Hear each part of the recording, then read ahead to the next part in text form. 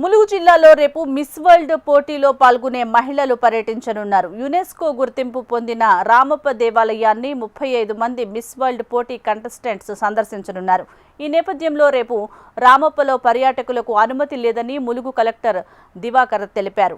సుందరీమణుల పర్యటన కోసం అన్ని ఏర్పాట్లు అధికారులు పూర్తి చేస్తున్నారు. ఎలాంటి అవాంఛనీయ ఘటనలు జరగకుండా పటిష్టమైన పోలీస్ బందోబస్తు ఏర్పాటు చేస్తున్నట్లు ములుగు ఎస్పీ శబరీష్ తెలిపారు. మే 14th రోజు మిస్ వరల్డ్ కంటెస్టెంట్స్ అందరూ కూడా ములుగు జిల్లా రామప్ప టెంపుల్ విజిట్కి రావడం జరుగుతుంది. సో ఆల్మోస్ట్ 35+ కంట్రీస్ నుంచి కంటెస్టెంట్స్ వస్తున్నారని మాకు ఇన్ఫర్మేషన్. సో దీన్ని బట్టి చాలా పటిష్ట బందోబస్తు కూడా ఏర్పాటు చేయడం జరిగింది.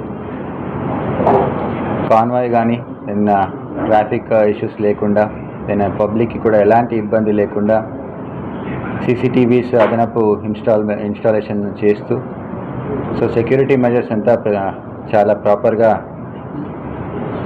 ప్రిపేర్ చేసి ఆల్మోస్ట్ 1000 పోలీస్ పర్సనల్ని డిప్లాయ్ చేస్తూ బందోబస్తు ఏర్పాటు చేసి రిహార్సల్స్ కూడా చేసుకోవడం జరిగింది.